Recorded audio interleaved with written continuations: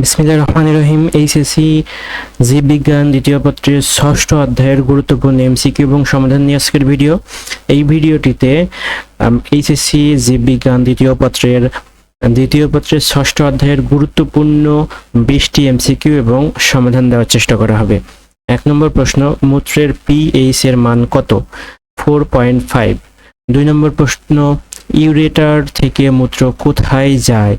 এটা Savar cantonment public school and college Savar, এখানে আসছে প্রশ্নটি, মূত্রথলিতে যায়। 3 নম্বর প্রশ্ন, অসমোরেগুলেশন ঘটে বৃক্কে ঘটে। অসমোরেগুলেশন বৃক্কে ঘটে। 4 নম্বর প্রশ্ন, বৃক্কে পাথর অপসারণের আধুনিক পদ্ধতি কোনটি? আল্ট্রাসনিক লিথোট্রপিসি। তারপরে 5 নম্বর প্রশ্ন, প্রাণীদেহে অম্ল ও ক্ষারক ভারসাম্য রক্ষা করা কোন অঙ্গের প্রধান কাজ? বৃক্কের প্রধান কাজ। 5 নম্বর প্রশ্নের উত্তর গ নম্বর, বৃক্ক। 6 নম্বর প্রশ্ন, মূত্রের মূল উপাদান কোনটি? মূত্রের মূল উপাদান সালফাইড যৌগ। 6 নম্বর প্রশ্ন, মূত্রের মূল উপাদান সালফাইড যৌগ। 7 নম্বর প্রশ্ন, মানুষের মূত্রে শতকরা কত ভাগ অ্যামিনো পাওয়া যায়? মানুষের মূত্রে শতকরা 0.04 ভাগ অ্যামিনো পাওয়া যায়।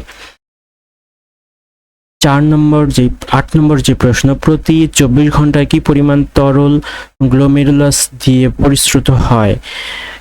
125 লিটার। আর 9 নম্বর প্রশ্ন, কোন প্রক্রিয়ার মাধ্যমে ইউরিয়া তৈরি হয়?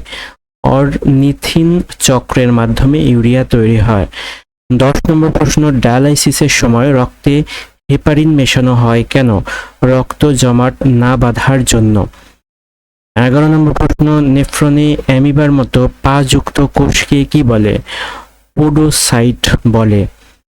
12 নম্বর প্রশ্ন, ডায়ালাইসিস কত প্রকার? ডায়ালাইসিস 2 প্রকার। 13 নম্বর প্রশ্ন, মূত্রের পিএইচ কত? মূত্রের পিএইচ 6.5। 14 নম্বর প্রশ্ন, এই প্রশ্নটা নিয়ে একটু কনফিউশন রয়েছে, আমি এটাকে একটু মার্ক করে রাখি। আর আকস্মিক বৃদ্ধ অকেজো হওয়ার কারণ কি? আচ্ছা, এই প্রশ্নটার উত্তরটা আমি দেখি এখনই বের করতে পারি কিনা। আমি সরাসরি গুগল থেকে দেখি মূত্রের পিএইচ এর মান কত।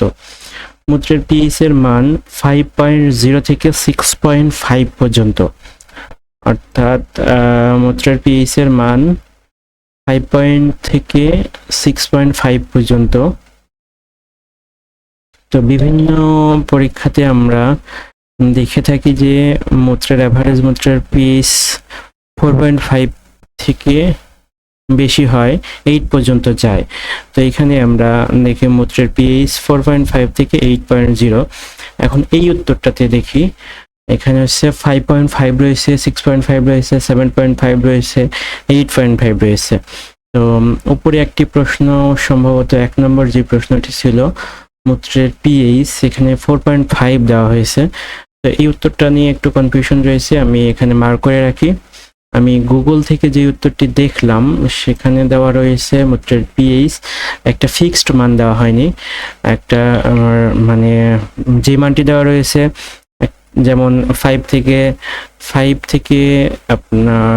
থেকে কত পর্যন্ত দেওয়া রয়েছে? 6.5 পর্যন্ত। তো এখান থেকে আমরা ফিক্সড মান দেখতে পাচ্ছি না। তো তার মানে আমি যে দুইটা উত্তরই সঠিক হতে পারে, 5.5 হতে পারে, 6.5 হতে পারে। তো পরের প্রশ্নটি দেখি, 14 নম্বর প্রশ্ন, আকস্মিক বৃদ্ধ অকেজো হওয়ার কারণ কি? ডায়রিয়া। 15 নম্বর প্রশ্ন, বৃক্কে পাথর হলে কোনটি হয়? প্রস্রাবে বাধার সৃষ্টি হয়। আর হেনলির লুপের দৈর্ঘ্য কত মিলিমিটার? 20 মিলিলিটার। 17 নম্বর প্রশ্ন, অ্যাডেনাল গ্রন্থি কোন অঙ্গের সাথে নিবিড়ভাবে যুক্ত? বৃক্কের সাথে নিবিড়ভাবে যুক্ত। ডায়ালাইসিস পদ্ধতি যে অঙ্গের কাজের বিকল্প হিসেবে ব্যবহৃত হয়? বৃক্কের কাজের অঙ্গ হিসেবে ব্যবহৃত হয়। বিকল হওয়া কিডনির রক্ত পরিশোধনের প্রক্রিয়া কি? ডায়ালাইসিস। বিকল হওয়া রক্তের কিডনির পরিশোধনের প্রক্রিয়া হচ্ছে ডায়ালাইসিস। আর 20 নম্বর এবং সর্বশেষ প্রশ্ন, দাতার দেহ থেকে সংগ্রহের কত ঘন্টার মধ্যে গ্রহীতার দেহে তা স্থাপন করতে হয়? 48 ঘন্টার মধ্যে। তো এই ছিল মোট 20টি প্রশ্ন জীববিজ্ঞান দ্বিতীয় পত্রের ষষ্ঠ অধ্যায় সম্পর্কে। আশা করব প্রশ্নগুলো উপকারে আসবে এবং এই প্রশ্নগুলো ঢাকা সহ বাংলাদেশের বিভিন্ন কলেজে আসছে। ধন্যবাদ ভিডিওটি দেখার জন্য। আসসালামু আলাইকুম।